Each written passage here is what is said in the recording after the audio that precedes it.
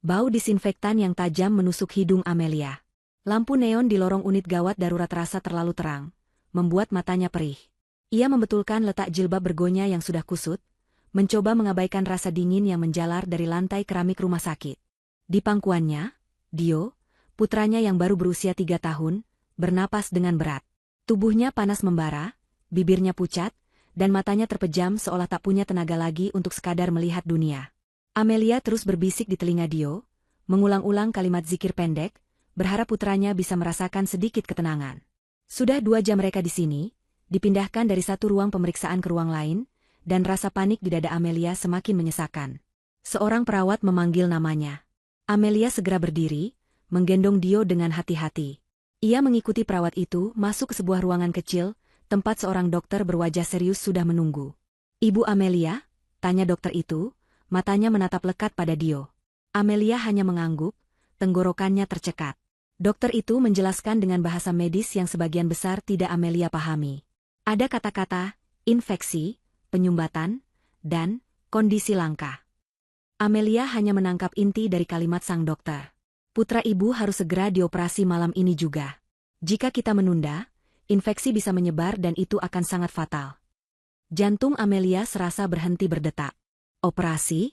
Fatal?" ulang Amelia, suaranya bergetar. "Tapi biayanya, Dok?" Dokter itu menghela napas. "Prosedurnya memang cukup rumit. Ibu harus menyelesaikan administrasi di depan. Biaya deposit untuk tindakan segera malam ini sekitar 5 juta rupiah." 5 juta. Angka itu berdengung di telinga Amelia. Ia tahu persis isi dompetnya. Ia tahu persis isi rekeningnya. Tidak ada uang sebanyak itu. Suaminya, Andika, yang memegang semua keuangan. Amelia kembali ke ruang tunggu, meminta perawat mengawasi Dio sebentar. Tangannya gemetar hebat saat mencari nama, Mas Andika, di ponselnya. Ia menekan tombol panggil. Nada sambung terdengar panjang. Amelia menggigit bibirnya, berdoa agar suaminya mengangkat.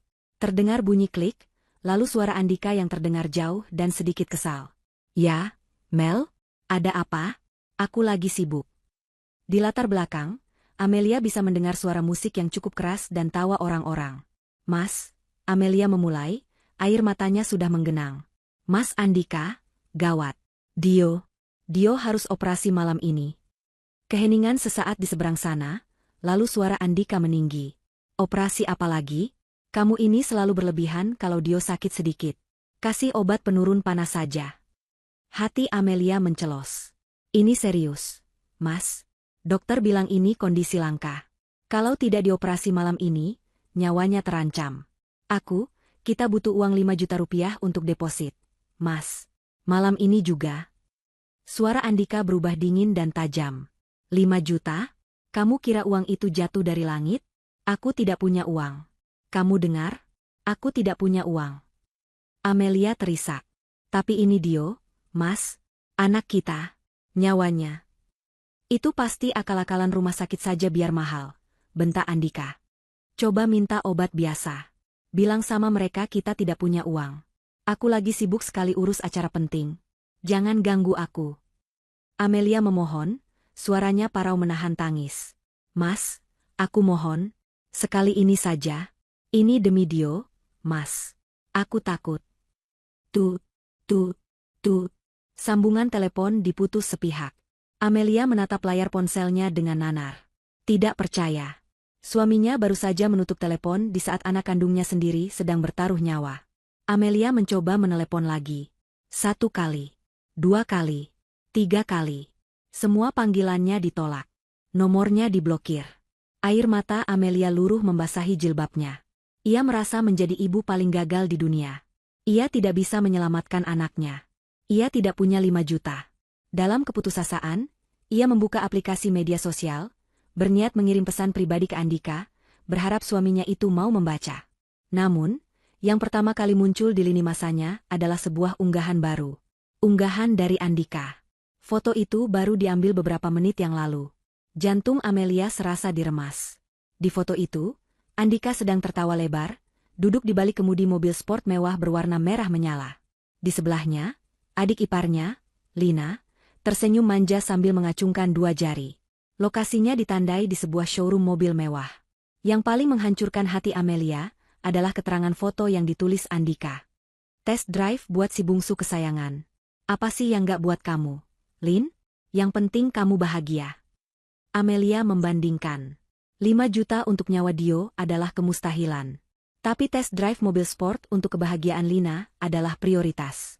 Saat itu, sesuatu di dalam diri Amelia retak. Rasa cinta dan percayanya pada sang suami hancur berkeping-keping. Ia menatap Dio yang terbaring lemah di ranjang UGD. Tidak.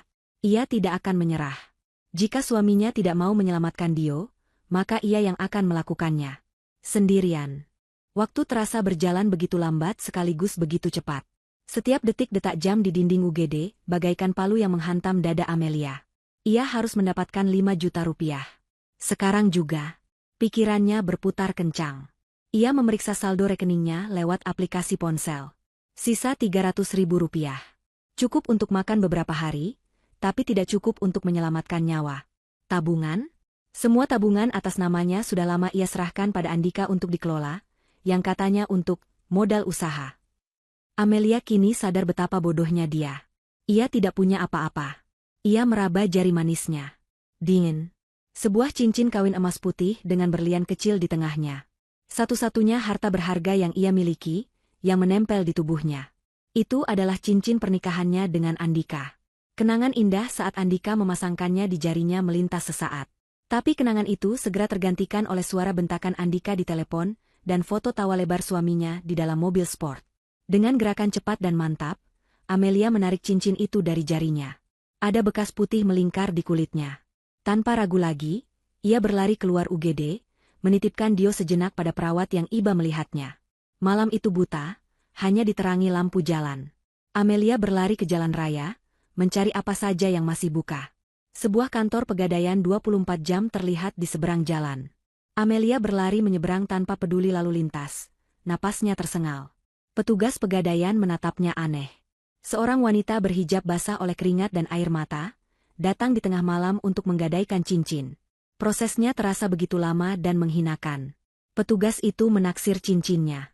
2.300.000, Bu, katanya datar. Tapi ini emas putih. Mas, berliannya? Protes Amelia lemah. Harga pasaran sedang turun, Bu. Mau diambil atau tidak? Amelia tidak punya pilihan. Ia menandatangani surat-surat dengan tangan gemetar dan menerima uang tunai yang terasa dingin. 2.300.000. Masih kurang 2.700.000. Amelia terduduk di trotoar depan pegadaian. Ia harus mencari kemana lagi? Tiba-tiba ia teringat sesuatu. Mertuanya, Ibu Lucy. Bagaimanapun, Dio adalah cucu kandungnya. Ibu Lucy pasti tidak akan setegak Andika. Dengan sisa harapan, Amelia menelepon nomor mertuanya. Telepon diangkat pada dering keempat. Halo? Ada apa malam-malam begini, Mel? Ganggu orang tidur saja. Suara Ibu Lucy terdengar ketus. Amelia menelan ludah, menekan rasa gengsinya dalam-dalam. Ibu, tolong, Bu. Dio kritis di rumah sakit. Dia harus dioperasi malam ini. Amelia kekurangan uang, butuh 5 juta. Andika tidak bisa dihubungi. Keheningan sejenak. Amelia berharap mertuanya kaget atau panik. Tapi yang ia dengar justru dengusan meremehkan. Kamu itu jadi ibu bagaimana? Sih? Anak sakit sedikit saja panik. Paling cuma demam biasa. Kamu tidak becus mengurusnya, makanya sakit-sakitan terus. Soal uang, itu urusan suami kamu. Tanggung jawab Andika. Amelia terisak. Tapi Andika tidak mau mengangkat telepon. Bu. Dia memblokir nomor Amelia. Amelia sudah jual cincin kawin, tapi masih kurang. Tolong, Bu, demi Dio. Sudah, potong Ibu Lucy cepat. Kamu jangan mengarang cerita. Andika itu sedang sibuk sekali mengurus pernikahan Lina. Itu acara penting menyangkut nama baik keluarga. Jauh lebih penting. Kamu jangan ganggu dia dengan masalah sepele. 5 juta itu uang besar. Ibu tidak punya uang sebanyak itu untuk dihambur-hamburkan. Klik. Telepon ditutup. Harapan terakhir Amelia padam. Suaminya menolak. Mertuanya menghina. Keluarga yang seharusnya menjadi sandaran, justru mendorongnya ke jurang. Ia menatap daftar kontak di ponselnya. Nama-nama teman berjejer. Tapi ia malu. Ia malu harus mengemis pinjaman di tengah malam. Tapi rasa malunya kalah oleh bayangan wajah pucat Dio. Akhirnya, matanya tertuju pada satu nama, Rina. Sahabatnya sejak kuliah. Mereka sudah lama tidak berkomunikasi intens sejak Amelia menikah, dan Rina sibuk dengan karirnya. Dengan tangan gemetar, Amelia menekan tombol panggil. Mel? Amelia? Tumben malam-malam? Kamu kenapa? Kok kayak habis nangis? Suara Rina yang hangat langsung menyapanya. Tangis Amelia pecah seketika. Ia menceritakan semuanya. Tentang Dio yang kritis. Tentang Andika yang menolak. Tentang Ibu Lucy yang menyalahkannya. Tentang cincin kawin yang ia jual. Ia menceritakan semuanya dalam satu tarikan napas yang putus-putus.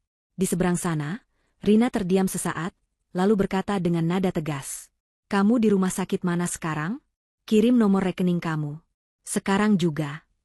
Amelia terkejut. Rin, tapi aku... Jangan banyak tapi. Kirim sekarang. Dio harus selamat. Soal uang, itu gampang. Jangan kamu pikirkan soal ganti. Pikirkan Dio saja. Tidak sampai 5 menit, notifikasi pesan masuk berbunyi. Transfer berhasil. 3 juta rupiah. Cukup. Lebih dari cukup. Amelia menangis terseduh-seduh, kali ini tangis haru dan lega. Ia segera berlari kembali ke rumah sakit, menyerahkan uang tunai hasil menjual cincin dan menunjukkan bukti transfer dari Rina ke bagian administrasi. Lunas, Bu. Silakan tunggu, dokter akan segera menyiapkan ruang operasi. Amelia terduduk lemas di kursi tunggu depan ruang operasi. Ia memandangi tangannya yang kosong tanpa cincin kawin. Beberapa jam kemudian, dokter keluar. Operasinya berjalan lancar. Kita berhasil mengatasi infeksinya. Putra ibu sudah melewati masa kritis. Amelia bersujud syukur di lantai rumah sakit yang dingin. Dio selamat. Putranya selamat. Di tengah rasa leganya, ponselnya bergetar. Sebuah pesan singkat masuk. Dari Andika. Nomornya sudah tidak diblokir. Hati Amelia berdebar sesaat, mengira suaminya akan bertanya kabar Dio. Ia membuka pesan itu. Isinya membuat darahnya membeku. Jangan ganggu aku minggu ini. Aku sibuk sekali mengurus event besar keluarga. Tidak ada pertanyaan soal Dio. Tidak ada permintaan maaf. Hanya perintah. Event besar keluarga. Amelia menatap pesan itu lama. Malam itu, di koridor rumah sakit yang sepi, Amelia bersumpah. Ia akan membesarkan Dio sendirian. Ia tidak lagi membutuhkan suami atau keluarga yang menganggap nyawa anaknya lebih murah daripada sebuah event. 1 minggu berlalu bagaikan dalam kabut bagi Amelia. Ia tidak pernah benar-benar meninggalkan rumah sakit. Ia tidur di kursi tunggu yang keras di samping ranjang Dio, hanya beranjak untuk salat di musala rumah sakit atau membeli roti sekadarnya di kantin. Jilbab yang ia kenakan adalah jilbab yang sama saat ia berlari panik ke UGD, kini sudah lepek dan kusut. Tubuhnya letih luar biasa, tapi hatinya sedikit tenang. Jahitan operasi Dio mengering dengan baik. Panasnya sudah turun. Putranya sudah bisa tersenyum lemah dan memanggilnya, Ibu, dengan suara lirih. Dokter mengatakan Dio sudah melewati masa kritis. Meski masih butuh pemulihan intensif.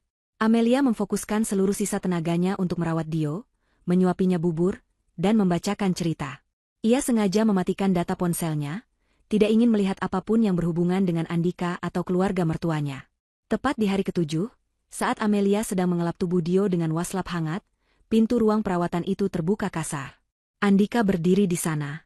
Suaminya itu tampak segar, mengenakan kemeja polo bermerek yang mahal, rambutnya tertata rapi, dan wangi parfumnya yang tajam langsung mengkontaminasi udara steril ruangan itu.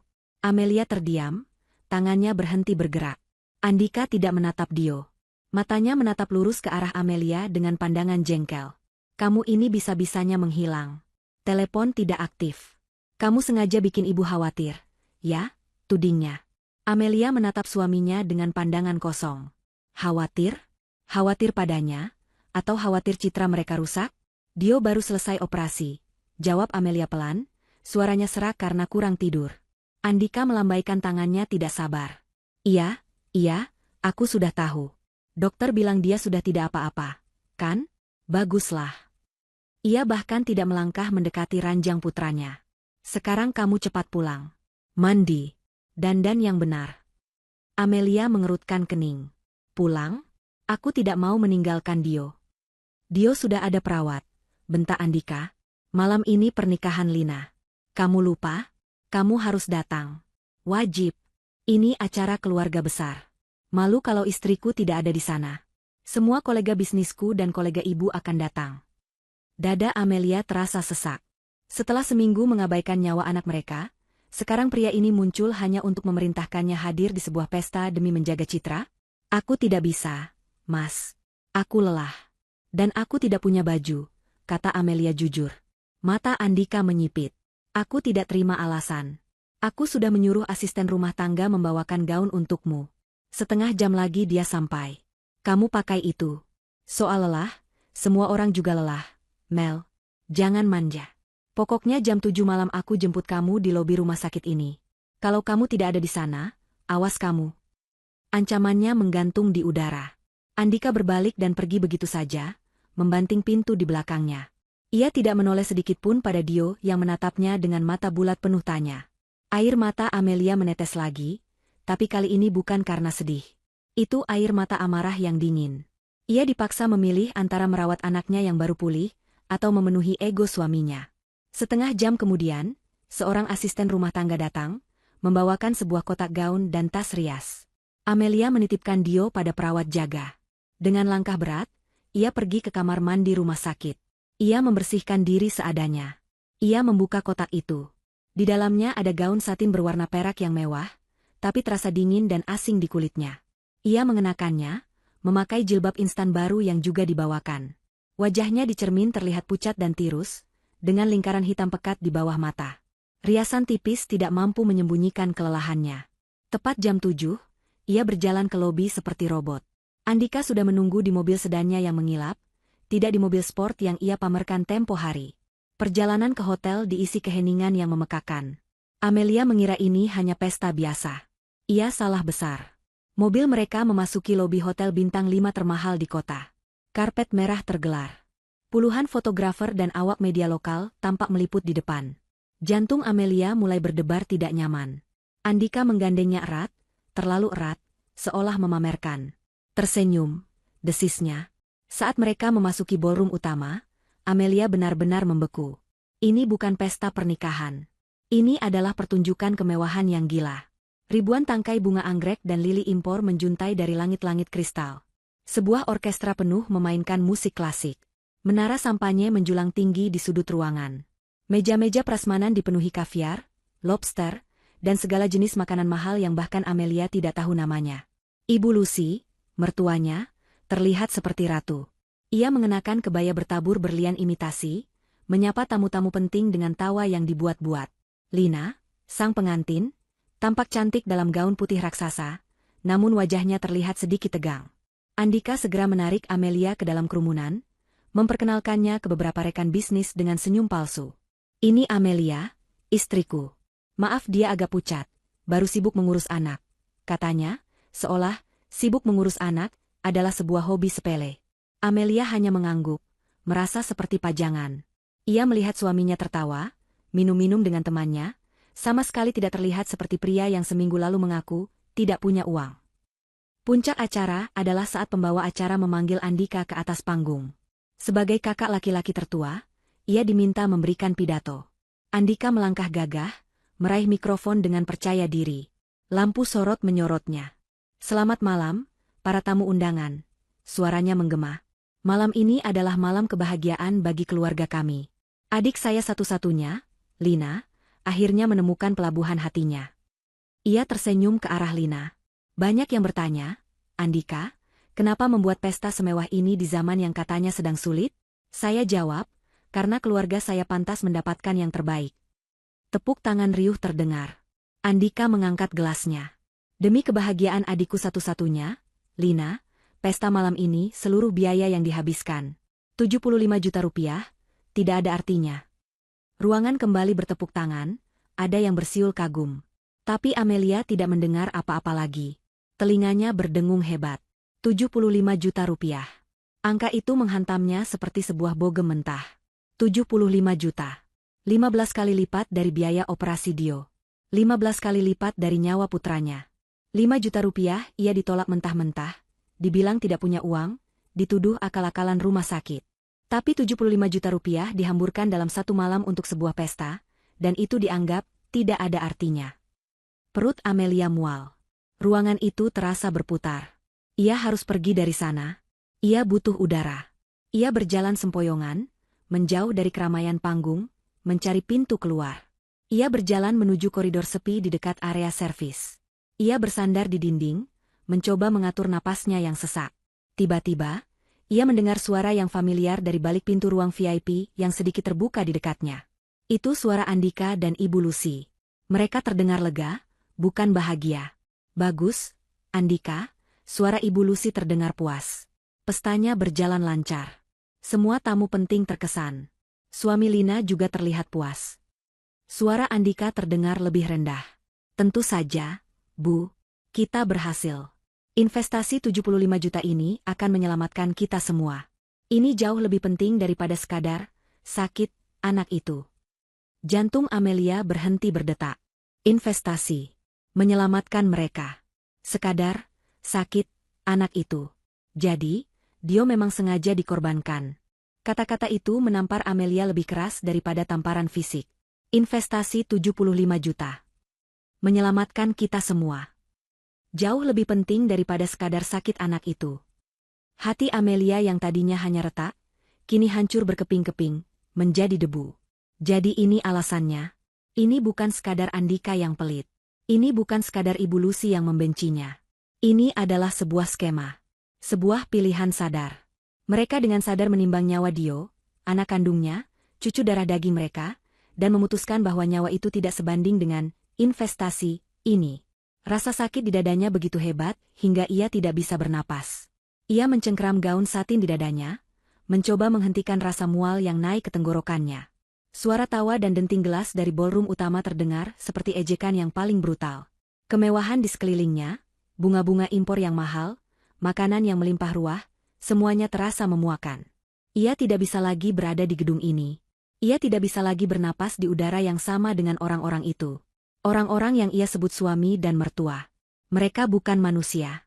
Mereka adalah monster berwujud manusia yang rela mengorbankan nyawa seorang anak kecil tak berdosa, demi apa yang mereka sebut investasi. Rasa lelah yang tadi ia rasakan lenyap, digantikan oleh gelombang energi dingin yang menakutkan. Sebuah keputusan terbentuk di benaknya. Jelas, tegas, dan tidak bisa ditawar lagi. Selesai. Semuanya sudah selesai. Tanpa menangis lagi, air matanya sudah kering, Amelia merapikan jilbabnya yang sedikit miring. Ia tidak perlu berpamitan. Ia tidak perlu membuat keributan. Mereka tidak pantas mendapatkan itu. Ia berjalan dengan punggung tegak, melintasi tepi ballroom yang ramai. Beberapa tamu menatapnya, mungkin heran melihat istri dari si pembicara utama berjalan sendirian menuju pintu keluar. Amelia tidak peduli. Ia terus berjalan, melewati lobi marmer yang megah, melewati penjaga pintu yang membukakan pintu untuknya sambil tersenyum hormat. Ia melangkah keluar dari lingkaran cahaya hotel yang gemerlap, kembali ke jalanan yang gelap dan nyata. Ia mengabaikan antrean taksi mewah hotel dan berjalan sedikit ke jalan raya, mencegat taksi biasa yang lewat.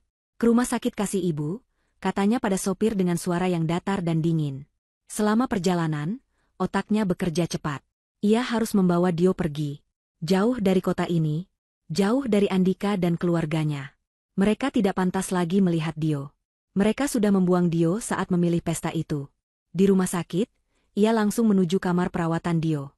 Sahabatnya, Rina, yang ia titipkan Dio tadi, terkejut melihatnya kembali begitu cepat. Mel, pestanya? Kenapa kamu? Amelia menaruh jari telunjuk di bibirnya, memberi isyarat agar Rina diam. Dio sedang tertidur pulas, napasnya tenang. Rin, aku harus pergi. Sekarang juga, bisik Amelia. Pergi kemana? Dio masih butuh perawatan. Rina tampak bingung dan khawatir. Aku akan merawatnya. Aku tidak bisa di sini lagi. Aku akan membawanya ke kota kelahiranku. Di sana udaranya lebih bersih. Rina menatap mata Amelia.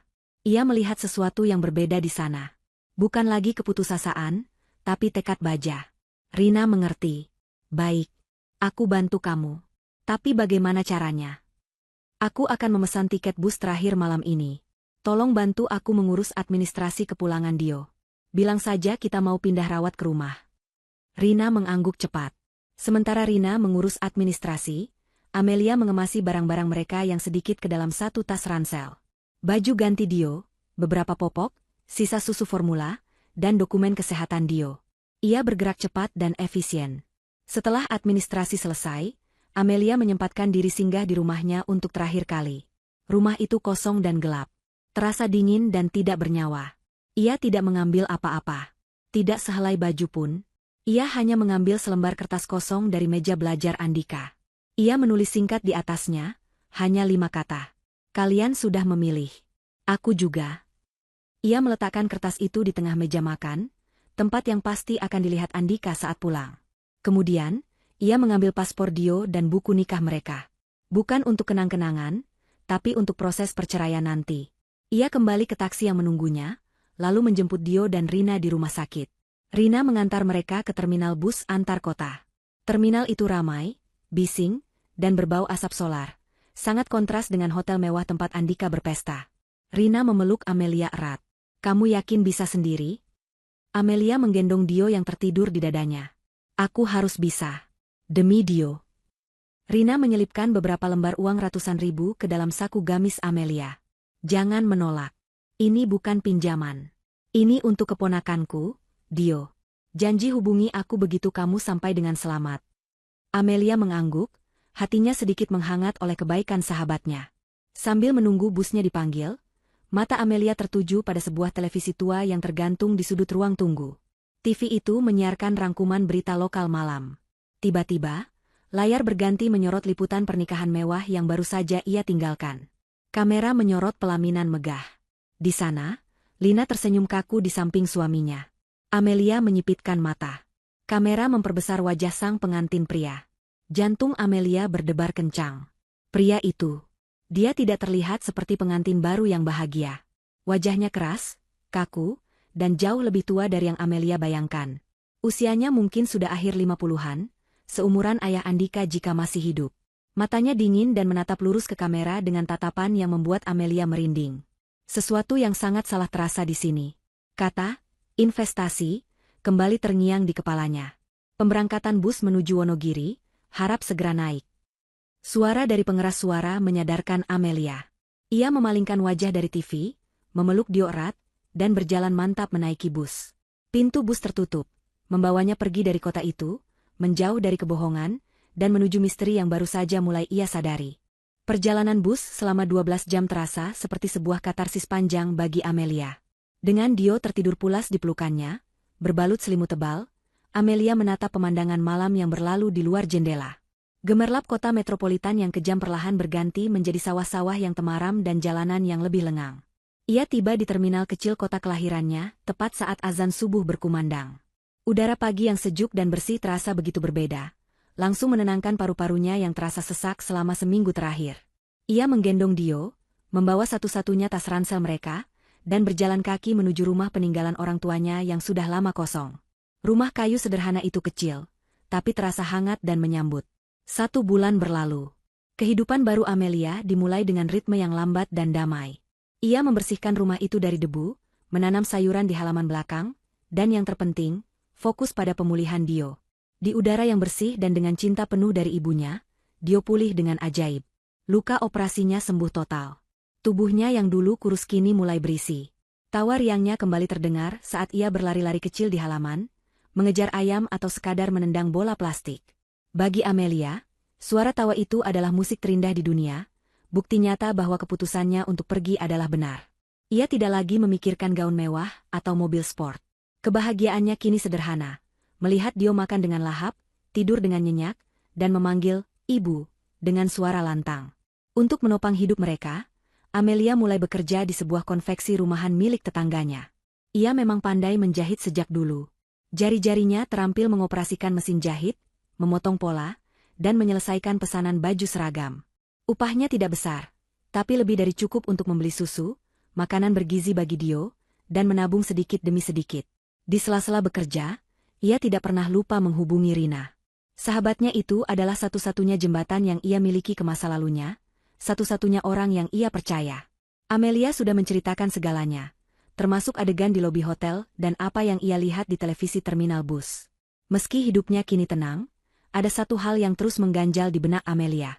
Satu pertanyaan yang menghantuinya setiap malam sebelum tidur. Mengapa? Apa arti investasi 75 juta itu? Mengapa Andika menyebutnya, menyelamatkan kita semua? Dan siapa pria tua kaku yang menikahi Lina? Ia merasa harus tahu. Bukan karena ia ingin kembali, sama sekali tidak. Tapi ia butuh sebuah penutupan. Ia butuh memahami seberapa busuk sebenarnya keluarga yang pernah ia anggap sebagai miliknya itu. Ia ingin tahu seberapa rendah harga nyawa putranya di mata mereka. Suatu sore, setelah Dio tertidur, Amelia menelepon Rina. Kali ini, nadanya berbeda. Bukan lagi nada korban yang putus asa, tapi nada seorang penyintas yang menuntut kebenaran. Rin, aku minta tolong, kata Amelia, suaranya mantap. Aku tahu kamu punya banyak kenalan. Tolong cari tahu tentang Andika. Tentang bisnisnya. Tentang Ibu Lucy. Aku harus tahu apa yang sebenarnya terjadi. Rina di seberang sana terdiam sesaat. Mel, kamu yakin? Apa itu tidak akan menyakitimu lagi? Tanyanya khawatir. Aku sudah merasakan sakit yang paling parah. Rin, ditolak saat anakku sekarat. Sekarang aku cuma butuh kebenaran. Aku harus tahu sedalam apa kebohongan mereka. Tolong aku. Rina menghela napas. Baiklah. Aku akan coba. Temanku ada yang bekerja di biro hukum yang sering mengurus sengketa bisnis. Mungkin dia pernah dengar sesuatu. Tapi aku tidak janji. Amelia mengangguk, meski Rina tidak bisa melihatnya. Terima kasih, Rin. Kamu satu-satunya yang aku punya. 2 hari berlalu dalam kecemasan. Amelia tetap bekerja, tetap bermain dengan Dio, tapi pikirannya terus tertuju pada ponselnya. Akhirnya, pada hari ketiga, Rina menelepon. Suaranya terdengar aneh, tertahan, dan penuh amarah. Mel, kamu sedang duduk. Jantung Amelia berdebar. Ada apa, Rin? Rina berdeham, seolah kesulitan memulai. Aku sudah dapat informasinya. Dan ini gila, Mel. Ini di luar dugaan. Amelia mencengkeram ponselnya erat. Katakan, Rin. Katakan semuanya. Oke, kata Rina. Temanku memeriksa beberapa data publik dan bertanya pada rekan-rekannya. Amelia, bisnis Andika dan Ibu Lucy sudah bangkrut total. Hancur. Amelia terdiam. Bangkrut? Bagaimana mungkin? Mereka hidup begitu mewah. Pesta itu, bangkrut bagaimana? Bangkrut total, ulang Rina, menekankan setiap kata.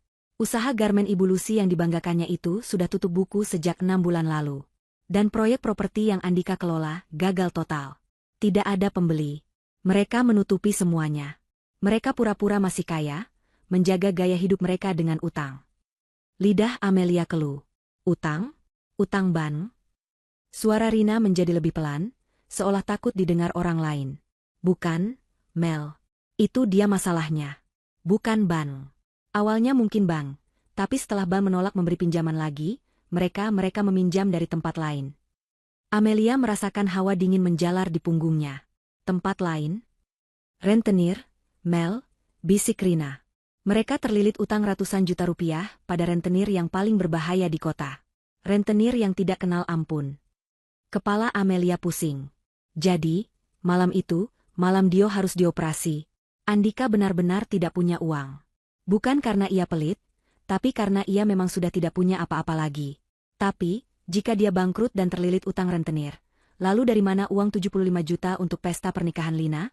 Pertanyaan itu menggantung di udara, lebih menakutkan daripada jawaban yang baru saja ia terima. Jika Andika bangkrut total dan dikejar rentenir, bagaimana bisa dia menghamburkan 75 juta rupiah untuk sebuah pesta? Itu tidak masuk akal. Amelia menyuarakan kebingungannya pada Rina. Rin, ini tidak logis. Orang bangkrut tidak mungkin bisa mengadakan pesta semewah itu. Dan Andika bilang itu, investasi. Apa maksudnya? Di seberang telepon, Rina terdiam lama. Amelia bisa mendengar sahabatnya itu menarik napas dalam-dalam. Mel, bagian inilah yang paling busuk, kata Rina, suaranya bergetar karena marah. Aku juga awalnya bingung. Jadi aku menggali lebih dalam. Aku menghubungi temanku yang lain, yang bekerja sebagai event organizer dan kenal dengan vendor yang dipakai di pernikahan Lina. Amelia menunggu dengan napas tertahan. Dan ternyata, lanjut Rina, Andika tidak membayar pesta itu. Dia tidak mengeluarkan uang sepeser pun. Amelia mengerutkan kening. Lalu siapa yang bayar? Suaminya Lina? Bukan, jawab Rina cepat. Pesta itu adalah bagian dari kesepakatan utang mereka. Amelia merasa mual. Kesepakatan apa, Rin? Aku tidak mengerti. Rina mulai menjelaskan, dan setiap kata yang keluar dari mulutnya bagaikan lapisan kegelapan baru yang menyelimuti Amelia. Fakta yang terungkap jauh lebih mengerikan dari yang pernah ia bayangkan. Rina menjelaskan bahwa Andika dan Ibu Lucy sudah terpojok. Utang mereka pada rentenir itu, sebut saja, bos besar, sudah membengkak hingga miliaran rupiah karena bunga yang tidak manusiawi. Mereka diancam akan dihabisi, rumah mereka akan disita, hidup mereka dalam bahaya besar. Mereka putus asa. Suatu hari, si bos besar itu datang menagih. Matanya yang kejam tidak sengaja melihat foto Lina yang terpajang di ruang tamu. Lina, yang muda, cantik, dan angkuh. Si bos besar, yang ternyata adalah seorang duda tua kaya raya namun terkenal sadis dan memiliki reputasi buruk, langsung tertarik. Dia memberikan penawaran. Dia bilang, "Tutu Rina," suaranya penuh rasa jijik, bahwa utang mereka bisa dianggap berhenti berbunga untuk sementara jika mereka mau menyerahkan Lina untuk dinikahinya. Menjadikan Lina sebagai istri mudanya. Amelia menutup mulutnya dengan tangan. Ya Tuhan. Mereka menjual Lina, bisik Amelia ngeri. Mereka tidak menyebutnya, menjual, Mel. Mereka menyebutnya, menyelamatkan keluarga. Ibu Lucy dan Andika meyakinkan Lina bahwa ini satu-satunya cara agar mereka semua selamat. Mereka menjanjikan Lina kehidupan yang lebih mewah lagi sebagai istri seorang miliarder. Dan Lina, yang manja dan terbiasa hidup enak, meski mungkin takut, akhirnya setuju. Amelia teringat wajah kaku Lina di pelaminan dan tatapan dingin pria tua di sebelahnya. Pria tua itu adalah si bos besar. Si rentenir itu sendiri. Lalu pesta 75 juta itu? Tanya Amelia. Suaranya hampir tak terdengar. Itulah bagian terburuknya, kata Rina. Pesta itu adalah permintaan si bos besar. Dia tidak mau pernikahan yang diam-diam. Dia ingin pamer. Dia ingin menunjukkan kepada seluruh kota bahwa dia bisa mendapatkan apa saja yang dia mau, termasuk gadis muda dari keluarga yang, seolah-olah, terpandang. Dia ingin pesta termewah. Dan yang paling kejam, dia memaksa Andika dan Ibu Lucy yang mengadakan pesta itu, sebagai tanda terima kasih mereka. Tapi mereka tidak punya uang, seru Amelia. Tentu saja tidak, sahut Rina. Uang 75 juta itu si bos besar yang meminjamkannya lagi pada Andika. Uang itu langsung ditambahkan ke dalam pokok utang mereka yang sudah menggunung. Jadi, Andika berpidato di panggung, membual tentang 75 juta yang tidak ada artinya. Padahal kenyataannya dia sedang menggali kuburan utang yang lebih dalam untuk dirinya sendiri, hanya untuk memuaskan ego si rentenir. Amelia akhirnya mengerti. Semuanya menjadi jelas sekarang. Investasi, itu adalah mengorbankan Lina. Menyelamatkan kita semua, artinya menyelamatkan nyawa mereka dari ancaman si rentenir. Malam ia menelepon Andika, memohon 5 juta rupiah untuk nyawa Dio, adalah malam di mana Andika dan Ibu Lucy sedang berada dalam puncak negosiasi busuk itu. 5 juta rupiah itu tidak ada apa-apanya dibandingkan miliaran utang mereka. Mengeluarkan 5 juta untuk Dio saat itu, bisa merusak kesepakatan mereka.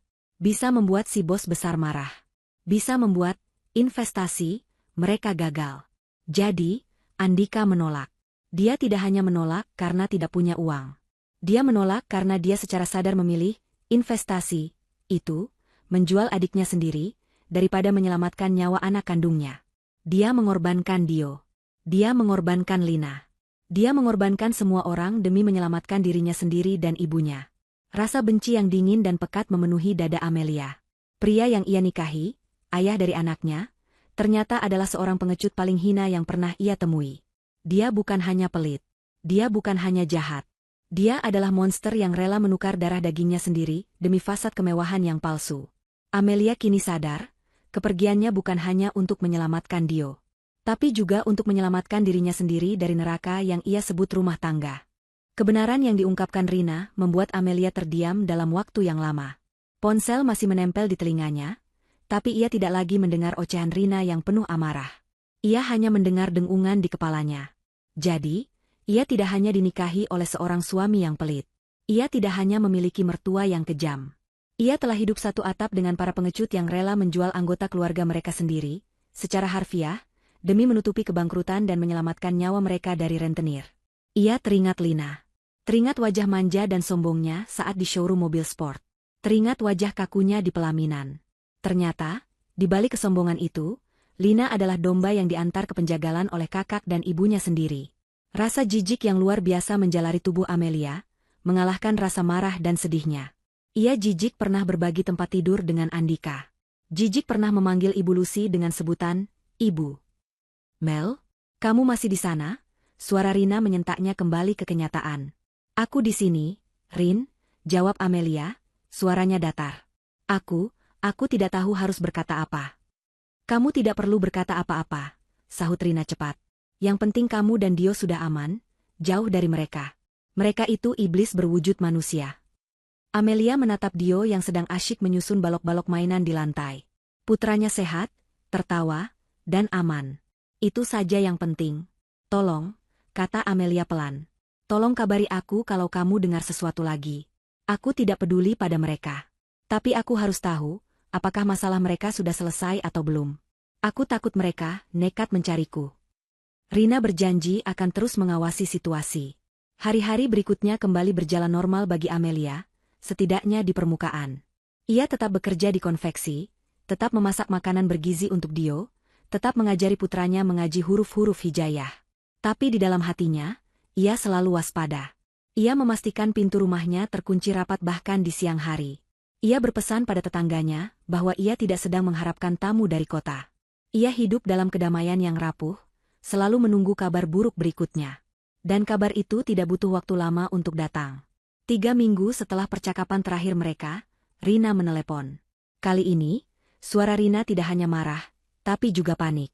Mel, gawat, ini benar-benar gawat, seru Rina tanpa basa-basi.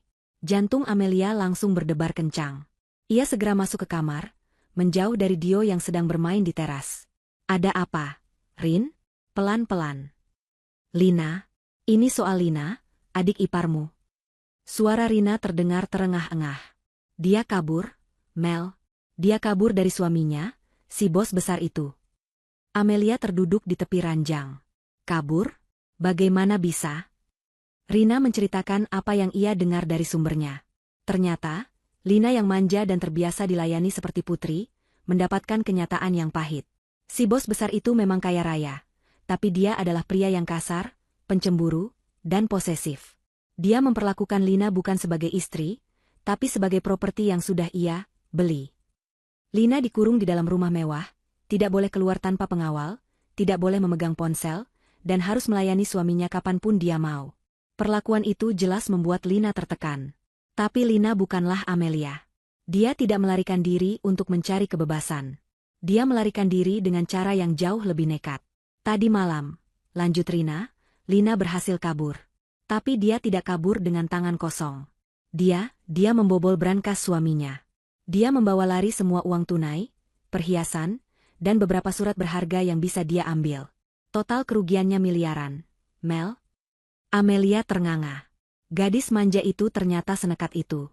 Dia tidak hanya melarikan diri, tapi dia juga merampok si rentenir paling berbahaya di kota. Ya Tuhan, Rin, dia pasti sudah gila.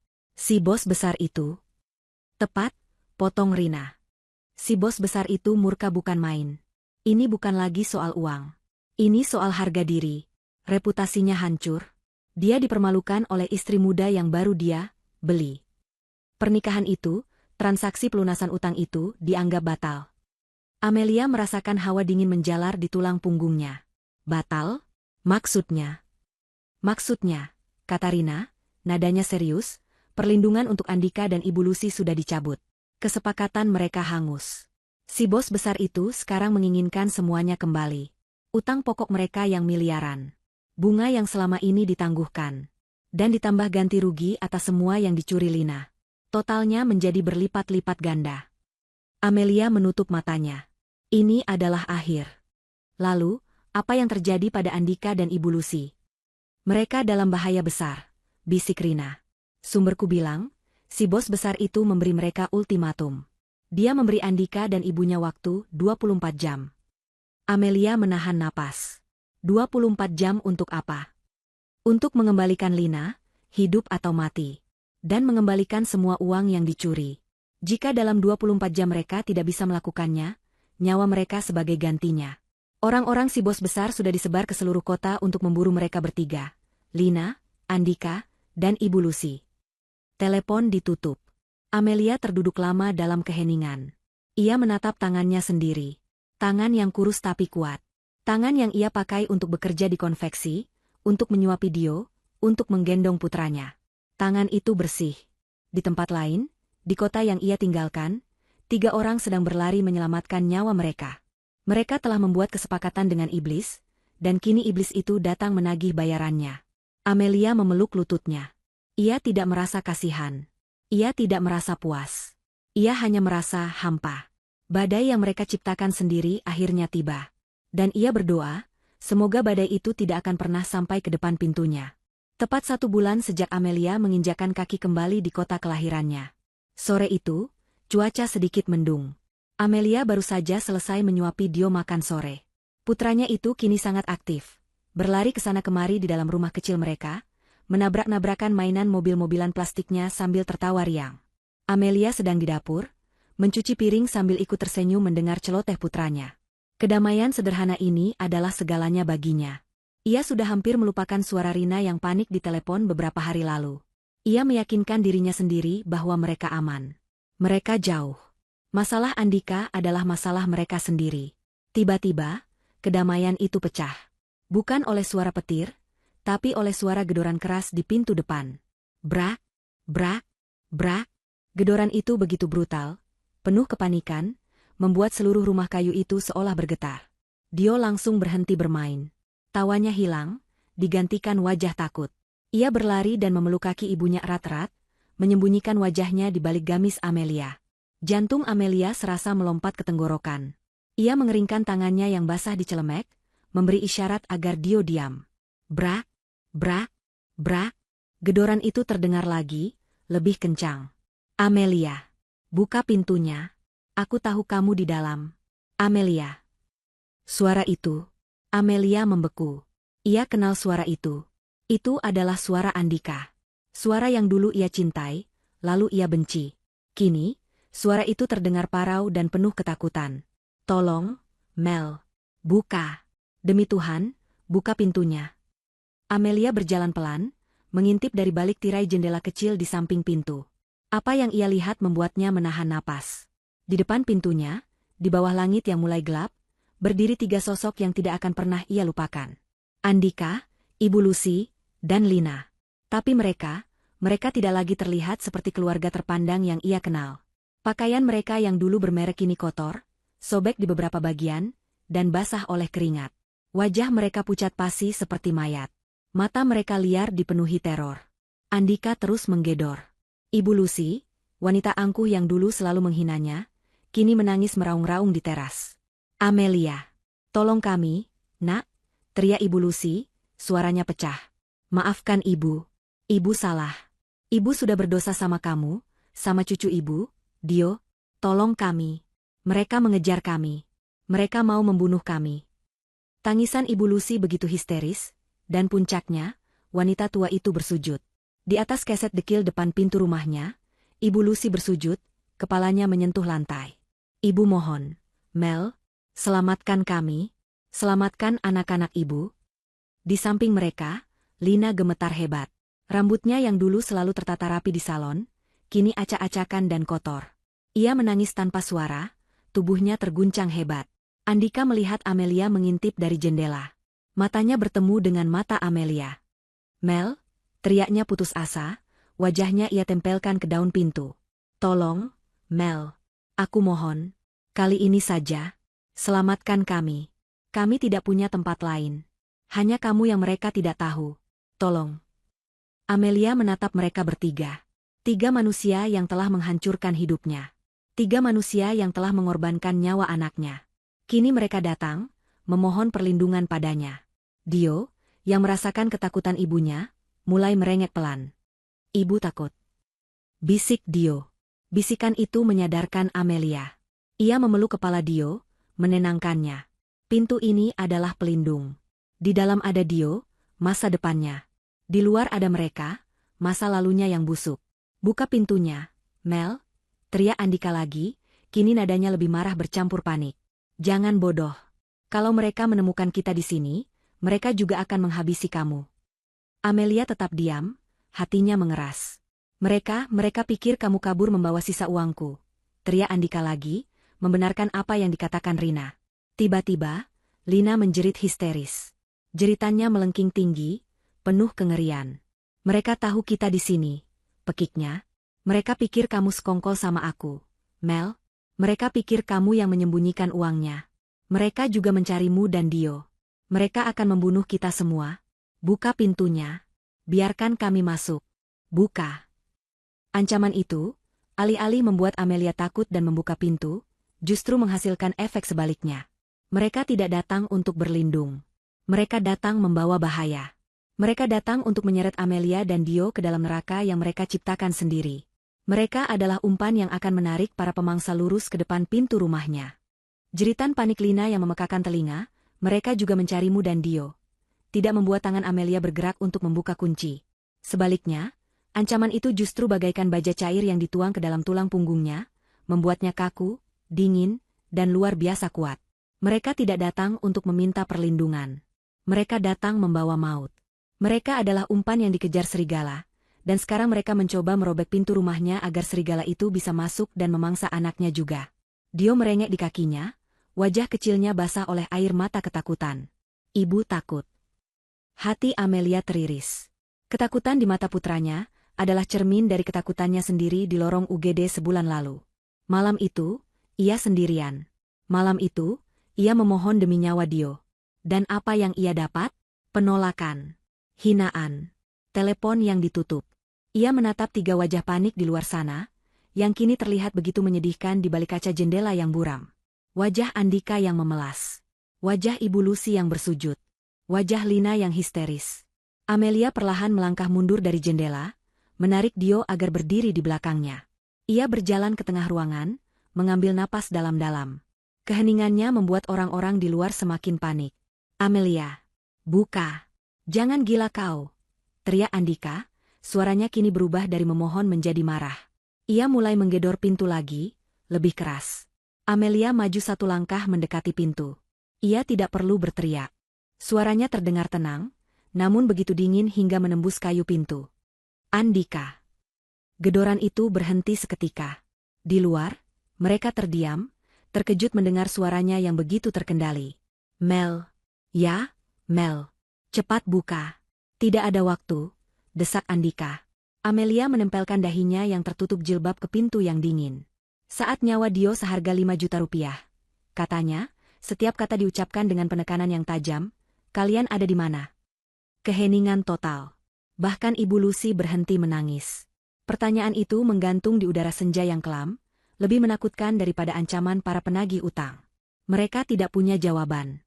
Aku ingat, lanjut Amelia, suaranya masih pelan namun bergetar karena amarah yang tertahan. Kalian sedang sibuk. Kalian sibuk mengurus investasi 75 juta rupiah. Itu beda, Mel. Ini soal nyawa. Teriak Andika, suaranya terdengar salah tingkah. Nyawa Dio juga. Balas Amelia, kini suaranya meninggi. Nyawa anakku juga soal nyawa. Tapi kalian menukarnya dengan pesta. Persetan dengan semua itu.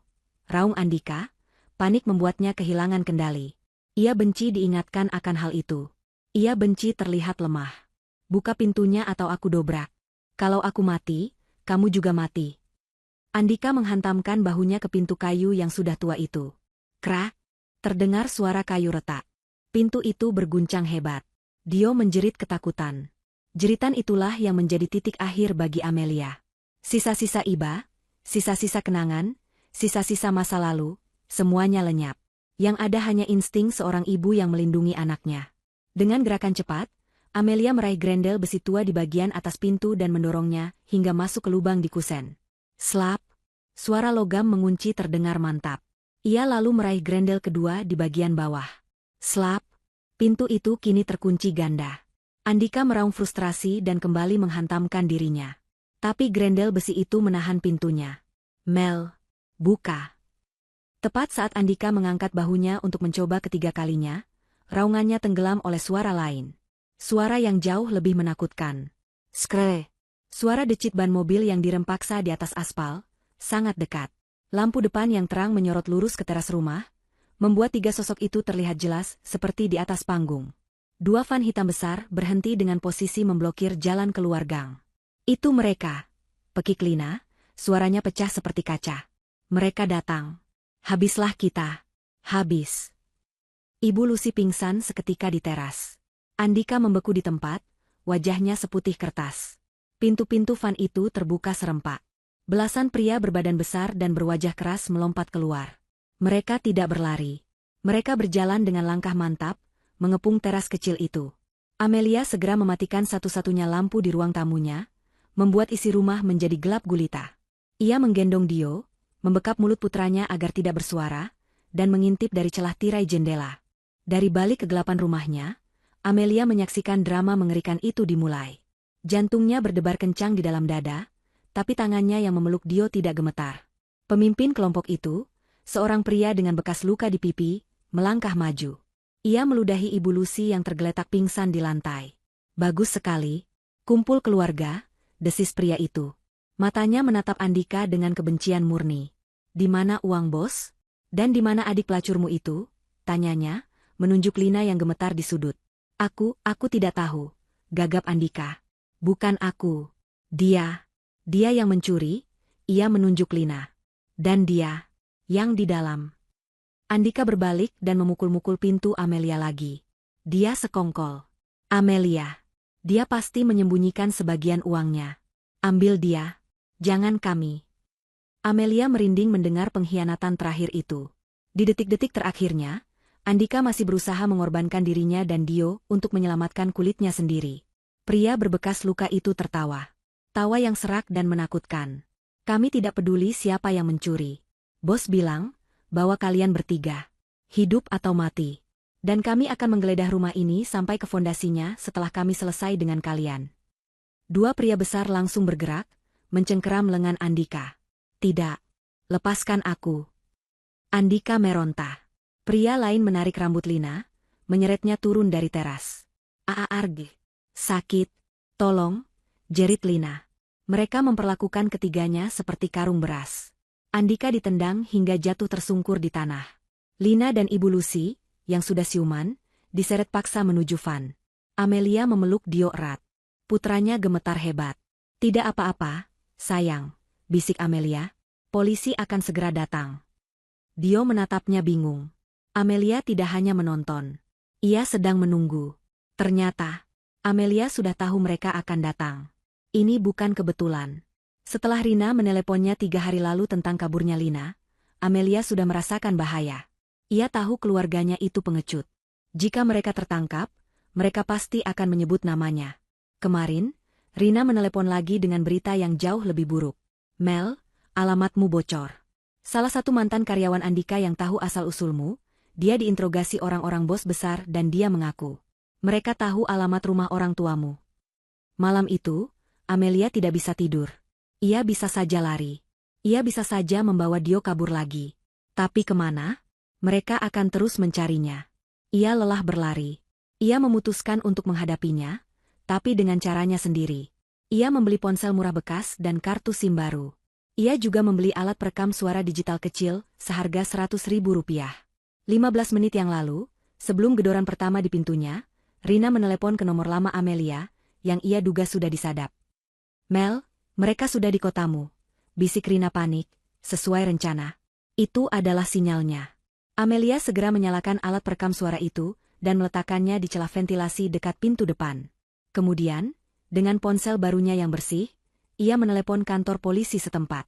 Ia melaporkan adanya ancaman pembunuhan, upaya pemerasan, dan sekelompok penagih utang berbahaya yang sedang menuju alamatnya.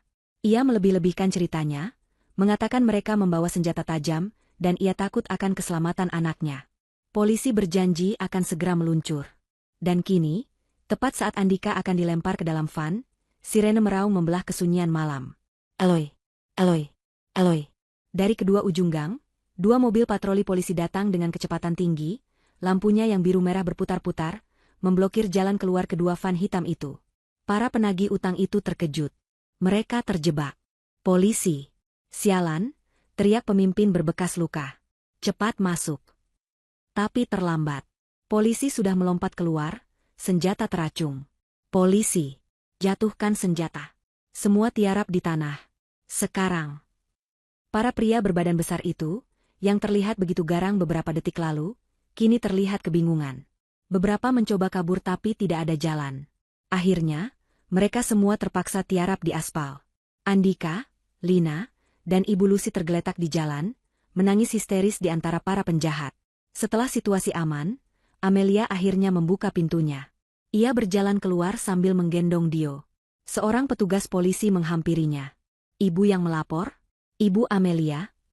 "Benar, Pak," kata Amelia tenang. Ia menyerahkan alat perekam suara kecil itu. "Ini rekamannya, Pak. Dari awal mereka datang. Mereka mengancam akan membunuh saya dan anak saya.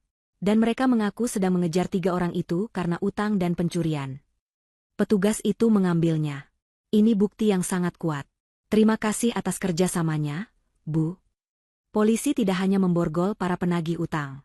Andika, Lina, dan Ibu Lucy juga diperintahkan untuk ikut. "Kalian bertiga juga ikut ke kantor untuk dimintai keterangan," kata petugas itu. Saat Andika digiring melewati Amelia, matanya menatap Amelia dengan kebencian yang luar biasa. Kau menjebak kami," desisnya. Amelia menatap balik, matanya dingin tak bergeming. "Kalian yang memilih," jawabnya singkat. Setahun kemudian, sebuah ruko kecil yang bersih dan ramai. Papan nama di depannya bertuliskan, "Catering Amelia Berkah." Di dalam, Amelia yang mengenakan jilbab ungu muda, sibuk membungkus nasi kotak pesanan. Ia tampak lebih sehat, wajahnya memancarkan kedamaian. Dio, kini berusia 4 tahun, sedang asyik menggambar di meja kasir. Para rentenir itu divonis penjara belasan tahun atas berlapis-lapis kejahatan, percobaan penculikan, pemerasan, dan pengancaman. Rekaman suara Amelia menjadi bukti kunci. Nasib Andika dan Ibu Lucy tidak lebih baik. Saat diselidiki polisi, kebohongan mereka terbongkar. Polisi menemukan bukti penipuan besar-besaran dalam proyek properti Andika dan penggelapan pajak yang dilakukan Ibu Lucy. Mereka dijatuhi hukuman penjara yang berbeda, kehilangan semua sisa harta mereka. Lina, karena statusnya sebagai saksi kunci pencurian dan kerjasamanya melawan si bos besar, mendapat hukuman percobaan. Namun ia kehilangan segalanya. Terakhir terdengar kabar, ia bekerja sebagai petugas kebersihan di sebuah pusat perbelanjaan, wajahnya yang dulu cantik kini selalu tertunduk. Sore itu, Amelia selesai melayani pelanggan terakhir. Ia menurunkan pintu geser rukonya. Ia berjongkok dan mencium pipi Dio. "Sudah sore, sayang. Waktunya kita pulang." Ia mengunci pintu rukonya dari luar. Suara kunci yang mantap itu terdengar merdu. Itu bukan suara pintu yang ditutup karena takut. Itu adalah suara pintu yang ditutup karena hari telah usai, dan kehidupan baru yang damai menanti mereka di rumah. 5 tahun telah berlalu sejak malam mencekam itu. Suara sirene polisi yang membelah malam kini telah lama tergantikan oleh suara tawa riang dan desis minyak panas di wajan. Catering Amelia Berkah, bukan lagi sebuah usaha rintisan di ruko kecil yang sempit. Kini, usaha itu menempati sebuah bangunan 2 lantai yang dirancang khusus sebagai dapur pusat yang modern dan bersih. Puluhan karyawan berseragam ungu muda, warna jilbab favorit Amelia, bergerak cepat dan efisien, menyiapkan ribuan nasi kotak untuk pesanan kantor-kantor besar, acara pernikahan, dan syukuran. Amelia, di usia 30-an, telah bertransformasi. Ia bukan lagi wanita ketakutan yang menangis di lorong UGD. Ia adalah seorang pemimpin. Jilbabnya rapi, penampilannya sederhana namun berwibawa. Ia berjalan di antara karyawannya, memberikan arahan dengan senyum, mencicipi kuah opor, dan memastikan standar kualitas yang ia terapkan terpenuhi. Di sudut ruangan kantornya yang berdinding kaca, seorang anak laki-laki berusia 8 tahun duduk tenang, mengerjakan pekerjaan rumah matematikanya. Rambutnya ikal, kulitnya bersih, dan matanya cerdas. Itu Dio. Sehat, bahagia, dan tumbuh lebih tinggi dari anak-anak seusianya. Ia tidak mengingat apapun tentang malam-malam penuh demam di rumah sakit, tentang ayahnya yang menggedor pintu, atau tentang suara-suara teriakan. Ingatan pertamanya adalah tentang ibunya yang menyuapinya bubur di rumah kayu yang hangat, dan tentang aroma bumbu dapur yang selalu menenangkan. Bagi Dio, ibunya adalah dunianya. Koki terhebat, guru terpandai, dan pelindung terkuat. Amelia berhenti sejenak dari pekerjaannya, memandangi putranya. 5 tahun. Kadang-kadang, ia masih merinding jika teringat. Ia masih ingat rasa putus asa saat mencari 5 juta rupiah. Malam itu, ia bersumpah akan melakukan apa saja demi Dio. Dan ia berhasil. Catering ini adalah bukti sumpahnya. Bukan kemewahan yang ia cari. Bukan balas dendam. Yang ia cari adalah kemandirian. Yang ia cari adalah kepastian bahwa jika Dio sakit lagi, ia tidak perlu memohon kepada siapapun. Ia bisa langsung membawa putranya ke dokter terbaik dan membayarnya lunas di tempat. Uang di rekeningnya sekarang lebih dari cukup untuk operasi apapun. Ironisnya, sejak malam itu, Dio tumbuh menjadi anak yang sangat sehat dan kuat, seolah alam semesta menebus utangnya. Setiap malam, saat membantu Dio berganti piyama, jari Amelia tanpa sadar akan menyentuh sebaris bekas luka tipis berwarna keputihan di perut kecil Dio. Bekas luka operasi penyelamatan nyawa itu. Dulu, itu adalah simbol pengkhianatan Andika. Kini, bagi Amelia, itu adalah simbol kemenangannya. Ia akan mencium bekas luka itu, lalu mencium kening Dio. Selamat tidur, jagoan ibu. Tentu saja, ada pertanyaan. Dio yang berusia 8 tahun mulai penasaran. Ibu, tanyanya suatu sore sambil mengunyah biskuit, semua teman Dio punya ayah. Ayah Dio di mana? Amelia yang sedang merekap keuangan hari itu, berhenti menulis. Jantungnya berdebar sesaat. Ia sudah menyiapkan jawaban ini selama bertahun-tahun. Ia berbalik di kursinya, menatap mata putranya lekat-lekat. Ia tidak akan berbohong, tapi ia juga tidak akan meracuni pikiran Dio dengan kebencian. Ayahmu ada, katanya pelan. Dia tinggal di kota yang jauh. Kenapa dia tidak tinggal sama kita? Tanya Dio lagi, polos.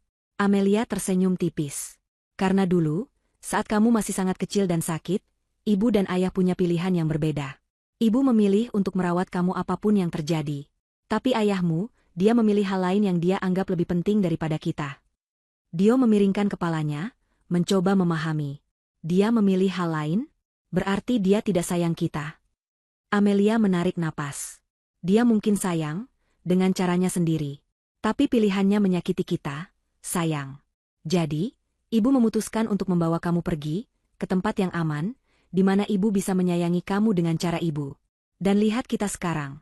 Amelia merentangkan tangannya ke sekeliling kantor yang nyaman itu. Kita bahagia, kan? Kita punya semua yang kita butuh. Kita punya Bibi Rina. Kita punya rumah yang nyaman. Dan yang paling penting, ibu punya Dio. Dio tersenyum. Iya. Dan Dio punya ibu. Dio tidak butuh ayah yang memilih hal lain. Jawaban itu membuat hati Amelia lega. Dia tidak membesarkan anak yang terluka. Dia membesarkan anak yang mengerti arti prioritas. Pintu kantor diketuk. Rina masuk sambil membawa 2 cangkir teh hangat. Rina tidak pernah meninggalkan sisi Amelia. Persahabatan mereka kini telah berubah menjadi ikatan keluarga. Rina adalah mitra bisnis Amelia, mengurus bagian keuangan dan pemasaran, dan tentu saja, Bibi, kesayangan Dio. Kerja terus, Bu Bos, goda Rina. Ayo istirahat. Lihat, Dio sudah selesai PR-nya. Bibi Rina. Dio berlari dan memeluk Rina. Tadi ibu bilang Dio tidak butuh ayah yang memilih hal lain. Rina tertegun sejenak, lalu menatap Amelia dengan bangga. Ibumu benar, sayang. Kamu hanya butuh orang yang memilihmu. Selalu. Saat mereka bertiga bersiap untuk pulang, Rina tiba-tiba teringat sesuatu. Oh, Mel. Tadi siang aku ke balai kota mengurus perpanjangan izin. Aku melihat seseorang. Amelia yang sedang membereskan tasnya, mengangkat alis. Siapa? Lina, jawab Rina pelan. Dia bagian dari petugas kebersihan jalan. Menyapu di depan gerbang balai kota. Panas terik. Wajahnya ya Tuhan, Mel. Hitam, kusam, dan tatapannya kosong. Amelia terdiam. Gambaran Lina yang manja dan angkuh di showroom mobil sport melintas. Dia melihatmu? Tanya Amelia. Rina menggeleng. Dia tidak melihat siapa-siapa. Dia seperti robot. Hanya menyapu dan menyapu. Aku kasihan, tapi lalu aku ingat dia menjerit menyuruhmu buka pintu malam itu, membawa bahaya untuk Dio. Rasa kasihan itu hilang. Amelia menghela napas. Itu pilihannya, Rin. Dia memilih jalan pintas, dan dia tersesat selamanya. Biarkan saja. Lalu, ada kabar lain. Lanjut Rina, kali ini suaranya lebih serius. Pengacaraku bilang, Andika dan Ibu Lucy sudah bebas. Remisi hari kemerdekaan. Mereka keluar bulan lalu. Tangan Amelia berhenti bergerak. Bebas. Mereka mencari kita. Rina tersenyum sinis. Mereka mencoba. Pengacara Andika mengirim surat ke alamat lamaku, menuntut hak asuh dan bagian harta Gonogini. Amelia tertawa. Tawa kering tanpa humor. Harta Gonogini? Harta yang mana? Harta yang aku bangun dari nol dengan keringatku sendiri, sementara dia dipenjara karena penipuannya. Tentu saja, kata Rina. Tapi jangan khawatir. Pengacaraku sudah membalasnya dengan salinan putusan cerai kita yang sudah inkrah 4 tahun lalu. Perceraian in absentia, dengan alasan penelantaran anak dan tindak pidana. Dia tidak punya hak apapun atas kamu, atas Dio, atau atas 1 sendok pun di dapur cateringmu. Rina melanjutkan. Sumberku bilang, mereka berdua sekarang benar-benar hancur. Tidak ada yang mau mempekerjakan mantan napi penipuan. Rumah mewah mereka sudah disita bank sejak lama.